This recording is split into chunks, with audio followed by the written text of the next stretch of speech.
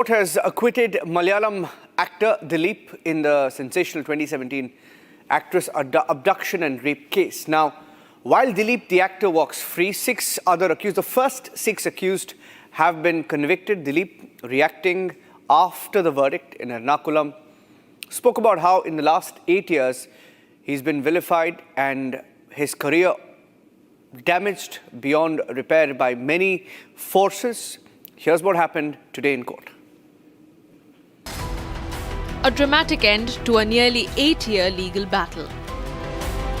The Ernakulam Principal Sessions Court acquitted actor Dileep, ruling that the prosecution failed to prove his involvement in the 2017 abduction and sexual assault of a leading Malayalam actress. Out of the 10 accused who stood trial, 6 have been found guilty of rape and criminal conspiracy, while 4, including Dileep, were acquitted. The court held that the case against Dileep was not supported by sufficient evidence.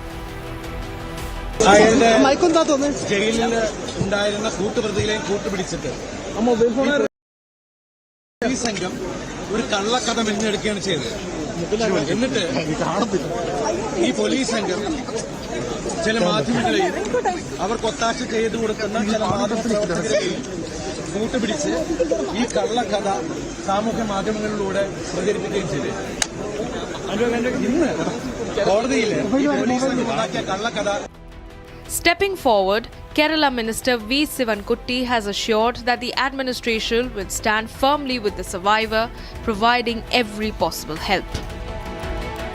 അതിജീവിതയുടെ പോരാട്ടത്തിൽ എന്നും സർക്കാർ അവരോടൊപ്പം തന്നെ ആയിരുന്നു. എല്ലാ പിന്തുണയും അവർക്ക് നൽകിയിരുന്നു. ഇനിയും അതിജീവിതയ്ക്ക് എല്ലാവിധ പിന്തുണയും ഗവൺമെന്റ് നൽകും. വിധിയുടെ പൂർണ്ണരൂപം വന്നിട്ടില്ല. വിധിയുടെ പൂർണ്ണരൂപം വന്നതിന് ശേഷം ഗവൺമെന്റ് ആലോചിച്ച് ആവശ്യമായ തീരുമാനങ്ങൾ കൈക്കൊള്ളും. The survivor was abducted on the 9th of 17th February 2017, held captive inside her car for nearly 2 hours and sexually assaulted by a gang before being dropped on the roadside. The brutal attack sent shockwaves across the country. The prosecution had alleged that Dileep masterminded the crime, hiring the gang as part of a criminal conspiracy.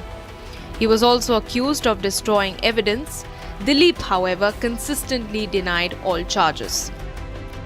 The trial saw 261 witnesses examined, with 28 turning hostile, and 2 special prosecutors quitting midway.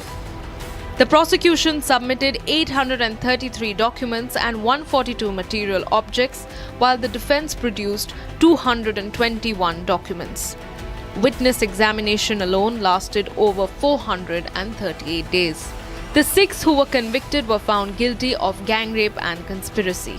They will be sentenced in the coming days.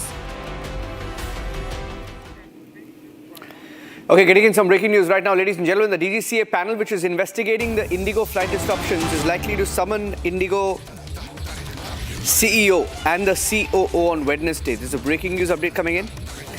The DGCA appointed panel investigating the flight disruptions is likely to summon the airline's CEO Peter Elbers and Chief Operating Officer on Wednesday as part of the ongoing investigation. The 4-member panel, comprising a joint DG Sanjay Brahmane, a Deputy Director General Amit Gupta, Senior Flight Operations Inspector Kapil Manglik and FOI Lokesh Rampal, has been tasked with identifying the root causes of widespread operational disruptions. Its mandate includes assessing manpower planning, fluctuating rostering systems, airlines' preparedness to implement the latest duty period and rest norms for pilots. Now, this is a big development. They're going to be summoned. CEO and COO of Indigo are to be summoned. Peter Elbers, the CEO of Indigo, and the Chief Operating Officer Isidre Porquiras will be summoned by the DGCA. Now, there were questions raised on the panel as well. The DGCA panel, which is investigating this entire crisis. The panel comprises Joint DG Sanjay Brahmane, Deputy Director General Amit Gupta, Senior Flight Operations Inspector Kapil Manglik, and FOI Lokesh Rampal, tasked with identifying the root causes of widespread operational disruptions. Now, there is an irony here because pilots' bodies have written.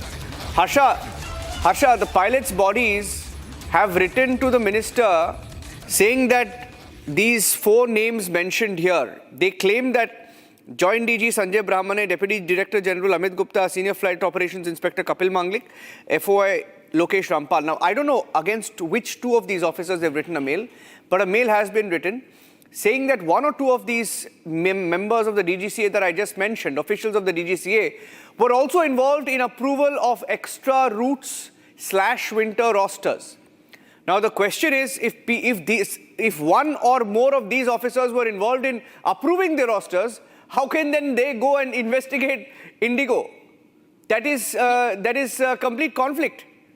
Yes, Niranjan rightly pointed out, and this conflict is now being investigated. I want to tell you and all the viewers who are watching Republic TV right now is that the Ministry of Civil Aviation is under immense pressure, and a separate investigation and internal inquiry has also begun against those DGCA officials who have taken favors from Indigo and who have benefited Indigo in some or the other way. It is not something, Niranjan, which we have also been reporting, which has happened overnight. This issue with Indigo was going on long back when the Udan scheme was launched also. At that time also, out of favors, the favors were given to Indigo. More and more flight approvals were done in the northeast area in the Udan, under the Udan scheme as well. And the several routes were...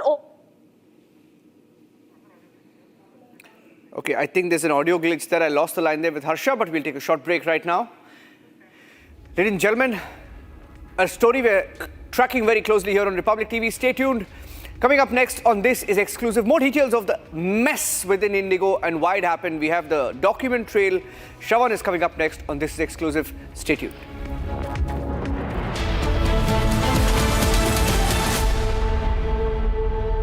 थोड़े में ज्यादा स्वाद ये तो है इसकी खास बात। वाओ मामा, क्या स्वाद है? अरे मेरे राजा, Amity has been ranked among the top universities globally for producing the most employable graduates by the Times Higher Education UK. Yet another testimony to Amity's excellent placement record. दादी के हाथों का जादू और खुशबू से महकता घर, माँ की मुस्कुराहट और खाने की सुगंध। MDH गरम मसाला, क्योंकि हर रिश्ता है स्वाद से जुड़ा। केसरिया से मन जोगी हुआ रे, दिल झूमे देखो मतवारा हुआ रे। केसरिया से मन जोगी हुआ। हर पल मनाओ केसरी त्योहार। विमल, बोलो जुबान केसरी।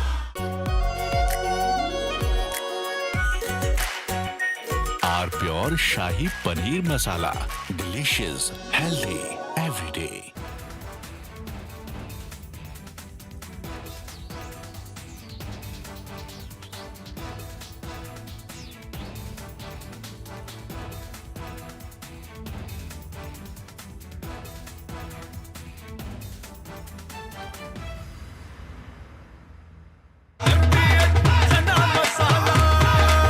अब छोलिया हो या लोबिया, सफेद चने या काले चने, सब कुछ मजेदार बने।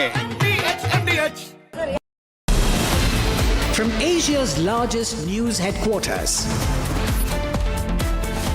setting the agenda for Bharat.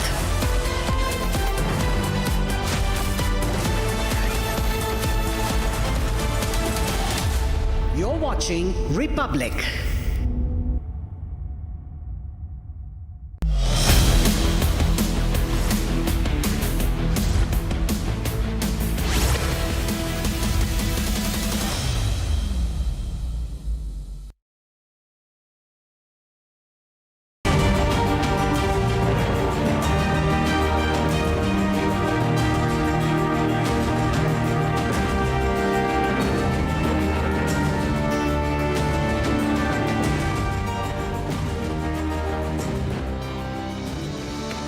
Hello and welcome you watching the Monday edition of This Is Exclusive with me, Shavin Sen. Tonight on This Is Exclusive, I come to you with 2 special stories. Starting with whether at all there is a conflict of interest that exists within the DGCA and this entire mess that the entire country has faced over the last few days. Was this engineered?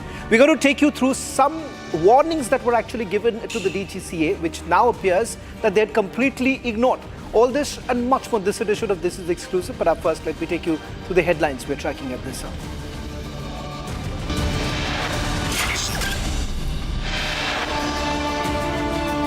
Republic accesses Parliamentary Panel report on aviation safety from August 2025. Report shows DGCA was warned on the FDTL and also regarding Indigo.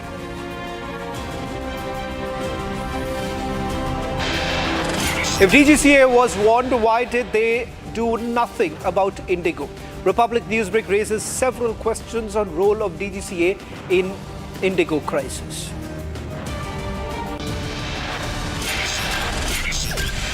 Civil Aviation Minister Ram Mohan Naidu makes a statement in Parliament, puts the entire blame on Indigo and their planning process.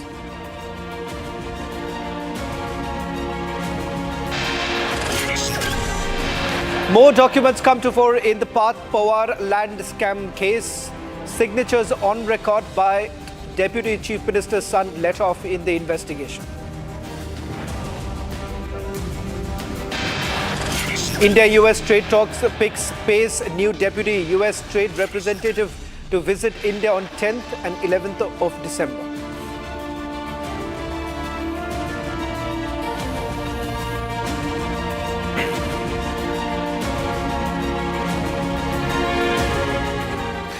Ladies and gentlemen, back in the month of August is when a parliamentary panel had warned DGCA about the FDTL norms itself and the possibility that certain operators could actually circumvent the rules that were being brought in. What were these rules? These rules were essentially for passenger safety and giving adequate rest to our pilots, and also reducing the number of night landings that are essentially taking place. And for an airline like Indigo, which is largely resorted to night landings, and the fact that maximum optimization of aircraft, for them it was undoubtedly a big challenge.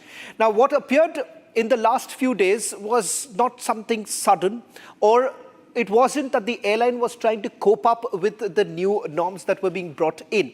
It seems engineered, and the reason why I'm saying that it seems engineered is because in the month of August itself, it seems that the parliamentary panel had already predicted that this could actually happen, that the airlines would force the government to roll back. And that's exactly what has happened. We have essentially gone back to the old FDTL norms, which essentially means that the number of hours as resting period would have automatically reduced, or rather the working hours would have been much more, putting passenger safety at risk. This is exactly what has transpired in the last few days, with Indigo pushing DGCA to roll back and giving them adequate amount of time. Perhaps till about February, the old rules are going to stay in put. This despite the Delhi High Court actually ordering the DGCA to immediately implement these norms. It turns out that November was the full rollout of the FDTL norms, and the panel here essentially warns them. We're going to take you through every details of what the panel has highlighted and whether at all there is a conflict of interest as far as the committee that has been formed by the government or by the Ministry of Civil Aviation to really look into the lapses on the part of Indigo. You've already had the Minister of Civil Aviation on the floor of the Parliament indicating that the rostering issue is responsible for the current situation. Let me bring in Captain Randhawa. He's the president of FIP, who's joining us on this broadcast. Captain Randhawa, in the month of August is when the first warning actually went in from the panel itself. And this panel tells DGCA that there is a possibility that the operators could circumvent the rules. And that's exactly what has happened. You see, Shravan, we've been emphasizing that, FTTL issue would have kicked in in case there was a problem with, the FTTL. Here, in this case, the aircraft are on the ground and so are the pilots available and cabin crew. But the flights are still getting cancelled. So I do not see where was the reason of giving the FDTL waiver to Indigo, and that too till 10th of February. This will not normalize the situation till the time they are able to integrate the software well. Both the softwares are in sync. That is your network planning and crew rostering. It will not be possible for them to execute the operations to normalcy. And the CEO has also categorically said it will take up to 15th of December, could be longer. If this thing still continues, because every day you find so many flights getting cancelled. So I don't see the logic of the government to give a waiver of FTTL norms to Indigo. Captain Randhawa, let me now talk about the committee that has been formed by the Ministry of Civil Aviation. These are members of the DGCA. Is it true that those who are looking into the lapses on the part of Indigo are the same very people who may have been responsible for giving the approvals for the rostering, the crew member rosters, which basically goes to the DGCA for the final approval? It is they who are now probing this entire lapse on the part of the airline? No, Shravan, there's a slight disconnect. You see, every airline, beginning of each season, winter and the summer season, 3 months in advance, have to submit their full schedule of operations to DGCA. Now, this schedule is dependent on the aircraft, the aircrew, the manpower, the slots, the parking, aircraft, everything. So the DGCA is supposed to go through all this data and then only approve the schedule. Now, in this case, the schedules are approved by a directorate called AED. So now, in the part of firstly, this is a national crisis which has happened, and the high-level committee, we have requested the Honorable Minister to set up a high-level committee. Now, high-level committee is of 4 officers of the DGCA under the chairmanship of one JDG. You should have had, we have requested the Honorable Minister that this should be headed by a senior judge of the High Court or the Supreme Court or a senior bureaucrat. And there have to be 1 or 2 very senior officers, and then you could have the SMEs from DGCA, industry experts, and from the public. But here, one of them, I believe this is reliably learned, one of the persons who is a part of the investigation team is the person who actually approves the schedules. Right. Captain Randhawa, I'll just request you to stay on with us because I'm given to understand there's more breaking news now coming in. This is with regards to DGCA's next action. This is with regards to the capping that was put into effect by the Ministry of Civil Aviation, and a lot of complaints were essentially coming in that whether at all the government is being able to enforce the capping. It's surprisingly, DGCA has now only pulled up 2 airlines for not being able to follow the capping order and charging exorbitant prices from the passengers. I'm given to understand 2 airlines have been already pulled up by the DGCA for not being able to cap the fares. Captain Randhawa, a quick answer from you before I let you go. I know you have to go to another network, but just with regards to the capping of fares itself, there too there is a problem. The last capping was done during COVID, and as I understand, a specific sector which used to cost roughly about 3,000 rupees earlier, now it has been increased to 7,500 rupees. Is there any rationale behind perhaps increasing the fares? Shravan, day one, when this kiosk started, that is the day immediately the first action DGCA should have taken is to cap the fares. They knew what was coming. So it has taken them so many days to cap the fares. You will be surprised that the people who wanted to rebook on Indigo their connections and further flights, they have been charged 40,000, 50,000. It was a joke. Flights are getting cancelled, and for rebooking the same passenger, you are taking so much of money. And the other airlines should have also capped in all the national, in such times when there is a national crisis and where the, even before you see before the holiday season or before Christmas, New Year, the fares just skyrocket. Who is paying for it? The public. Right. And there is no control over it. There has to be some kind of control, especially in exigencies like this. The fare should have been capped because the passengers were just getting harassed up to no extent. Right. Captain Randhawa. The loot was on, whether it is the airlines, whether it is the hotels, right. Everyone, the loot was on. Absolutely. Captain Randhawa, thank you very much for joining us on this broadcast. I'm just quickly shifting to another breaking news now coming in. Action taken by the Congress party against Navjot Singh Sidhu's wife. We are now being given to understand she has been suspended by the party. This comes after the statement she has essentially made about Navjot Singh Sidhu's return to party politics. In fact, a direct allegation was also levelled by Navjot Singh Sidhu's wife with regards to money being taken by the party for giving tickets to candidates. A direct allegation was also levelled by Navjot Singh Sidhu's wife. This was just about 24 hours ago when she had made the statement, and now it seems the Congress party has taken an action by suspending her from the party and party's primary membership, is what we are being told right now. There's no word really coming in from Navjot Singh Sidhu on this entire issue. This was pertaining to the comments that she has made against the party and alleging that the party essentially takes money for giving tickets to candidates.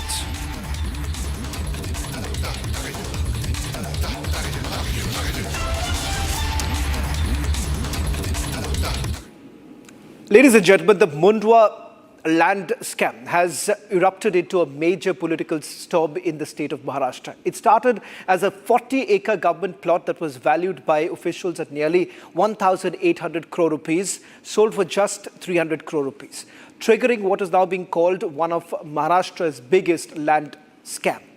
At the center is a company that is linked to Parth Pawar, son of Deputy Chief Minister Ajit Pawar, even as he has now been given a clean chit. With arrests being made, documents showing signatures and approvals, and officials accused of undervaluing and manipulating records, the controversy is only intensifying. And the key question remains, why is Parth Pawar being let off? An arrest has already been made, that too of the registrar. FIR has already been registered, but Parth Pawar is not to be named, even though he's a partner in this very company that has been at the center of this entire scam. Take a look at this report, and then I'm going to take you through some exclusive details of the investigation that has been carried out so far. In the heart of Pune's booming real estate scene, a 300 crore rupees land deal has unraveled into a major scandal since November 2025. A probe completed in a rush, and what stands out from the initial probe is that Ajit Pawar's son has gotten a clean chit. His company has been named, but not him. It started in May 2025, when 40 acres of prime government land in Mundwa, worth up to rupees 1800 crores, sold for just 300 crores to Amidia Enterprises, that is, Parth Pawar's firm. Documents exclusively broken by Republic had clearly shown how Parth Pawar had direct links with the company, his signature on the paper. Other documents also showed how Parth Pawar's company, Amidia Enterprises, not only took the land on paper, but after a month also tried to physically take control. In a fresh development, the Pimpri Chinchwad police arrested suspended sub-registrar Ravindra Balakrishna Taru. Police said that Taru's arrest is related to alleged irregularities in the registration of a high-value land transaction involving Amidia Enterprises. According to an FIR, Taru, along with his co-accused, allegedly conspired to undervalue the land and manipulate official records during the registration process. Not just that, a letter has been shot to Maharashtra government requesting an investigation on suspended Tehsildar Suryakant as well. and accused in the Mundwa land scam. He allegedly paid rupees 85.5 lakhs in cash to clear his family's credit society dues. Questions now looming on where the hefty amount was procured from. इस घटना में हमें कोई आश्चर्यचकित नहीं हो रहे हैं, न तो हम सरप्राइज हो रहे हैं, क्योंकि जिसके पिताजी राज्य के उप मुख्यमंत्री हों, रसूखदार नेता हों, लोगों को पैसा देने का जिम्मा उनके पास हो, उनका बेटा कैसे अरेस्ट होगा? पार्थ पवार ने एक कंपनी बनाई अमेडिया 2024 में, जिसके पास 1 लाख रुपए के शेयर थे। 1 लाख रुपए के रेवेन्यू रखने वाली कंपनी 2025 में 300 करोड़ का भुगतान करके 1800 करोड़ की जमीन खरीदती है, और वो भी जो महार समाज के लिए आरक्षित जमीन है, जो दलितों और वंचितों की जमीन है, उसको कब्जा किया जाता है। और उस कब्जे को करने के बाद जब ये मामला खुलता है, तब इसमें गिरफ्तारियां हो रही हैं किसकी? छुटपुट लोगों की। Sir, on Pune land scam, there were 2 arrested, but nowhere name of Parth Pawar, who has owned 99% of share. What is your view on it? See, basically, it is a government-owned land. This is a Maharashtra land, and it cannot be sold without government's proper permission. But it was sold to Amedia, I think Amedia Enterprises. It was sold fraudulently. So ideally, all those involved should have been booked. But surprisingly, Parth Pawar's name is not there. So it is Mr. Devendra Fadnavis, in the capacity of Home Minister and Chief Minister of Maharashtra, he should throw light on this.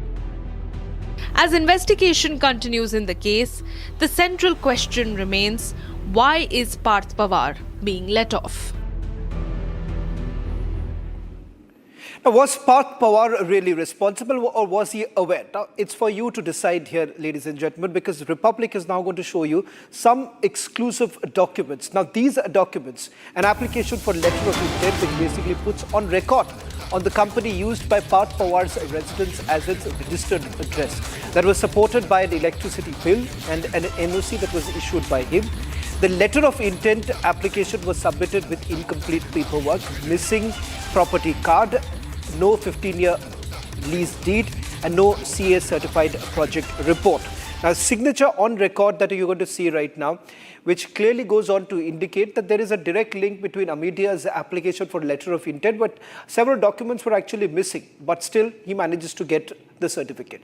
That it will be our responsibility to obtain all the statutory NOCs, permissions required to carry out the proposed activities. So they take full responsibility for all the work that has to be done. Now, this is as far as Parth Pawar's role is concerned, and the fact that here you have on a bond paper where you have essentially Pawar's signatures also clearly indicating that he was very much associated with this particular company as a partner too.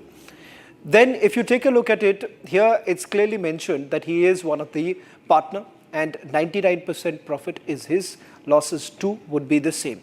Now, it's a clear cut case where you have Amedia's application for the letter of intent clearly indicating who exactly is the partner and what would be the role in terms of the profit and as well as losses. Here, as you can see, clearly it's Parth Pawar who owns it, and the fact that the profit as well as losses to be shared by him itself. Now, I'm going to go across to my colleague Meenakshi, who's getting us the latest details. Meenakshi, from the documents that have been accessed, it's quite clear that there is a connection between Amedia's and Parth Pawar. Having said that, the government, or for that matter, Maharashtra Deputy Chief Minister Ajit Pawar has been maintaining that the agreement did not happen. So where is the question of scam?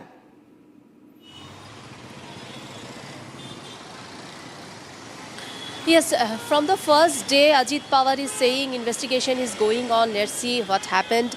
And he knows everything about his son Parth Pawar's company. As we have accessed, Republic has accessed the exclusive documents for showing that 99% of share Parth Pawar has owned and other 1% of share Digvijay Patil has owned. Now another thing is that we know that Parth Pawar's house is used, home is used as a media enterprise registered address where Ajit Pawar stay when he goes to that Pune. He stays in that particularly bungalow which is situated in Shivaji bungalow number 21. He stays in that bungalow, and that bungalow's address mentioned in the paper in agreement where Parth Pawar's signature is there.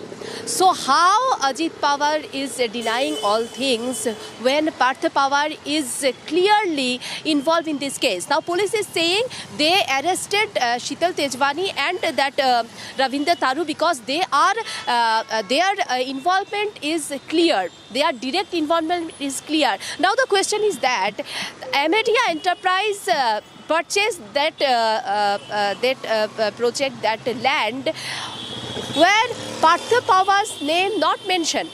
Parth Pawar is the 99%. Parth Pawar has owned 99% of share of this company. And the other thing, we have accessed that documents. Then you have rightly mentioned that there. I am mentioning the date also. 22nd April 2025, LLP passed a resolution to apply for IT Park registration and authorized Digvijay Patil to handle formalities of this land, where supplemental agreement adds IT service and also list as real estate development activities as the main business of this company. So here also fabricated documents and fabricated things are there, and LOI application submitted with incomplete documents, as you have mentioned also, that no property card there, only 5 years time. So there are lots of irregularities. There have been lots of irregularities, and now Ajit Pawar is saying he doesn't know anything. Is this possible? Okay. Shravan. Thank you very much, Meenakshi, for getting us the latest details. I want to just play out the response that has come in from those who have been part of what is now being called the whistleblower gang right now. Anjali Damania, who maintains that the police was basically under pressure and also carried out a surveillance. Listen to what Anjali Damania had to tell my colleague Meenakshi. So the point is, this is 1800 crore worth of people's land. In the sense, it was in the name of the government. The land was in the name of the government, but it is owned by we people. 1800 crore worth of land. Transaction value is 300 crore. This was a complete fraud done by Parth Pawar, who is the son of a deputy chief minister, Mr. Ajit Pawar. But his name does not figure anywhere in the FIR. So to say that the law is same for everyone is absolutely wrong. It is not same for Parth Pawar. It is different for him and different for people like us. If you and I would have done this kind of a scam, the very next minute we would be, forget 1800 crores, even if it was 18 crore, you and I would have been behind bars. But till date, his name also does not figure in the FIR. And we have been strongly objecting to this, repeatedly writing to the authorities. I have written 2 letters, deposed once before Kharge committee, but till date there has been just no action. And who is Taru and who is Sheetal Tejwani? They are just nobody. The person who needs to be mentioned in the FIR is Mr. Parth Ajit Pawar. His name does not figure there. And what is most important is the name of Media Enterprises as well as Parth Pawar should be figuring there soon enough. What do you think is a clear indication that Pune police have facing pressure, political pressure is there? Without doubts. See, Mr. Ajit Pawar met the Chief Minister twice, then he travelled once to Delhi to meet Mr. Amit Shah. Now I would say that if BJP really wants to walk the talk, they have been saying that hum na khayenge, na khane denge. It is high time they prove to not just Maharashtra but to the whole country that they mean what they say. And I really want them to take action in this case and show that law in this country is same for everyone. Well, that's all that we could pack in this edition of This Is Exclusive. Coming up, trending with my colleague Ayona.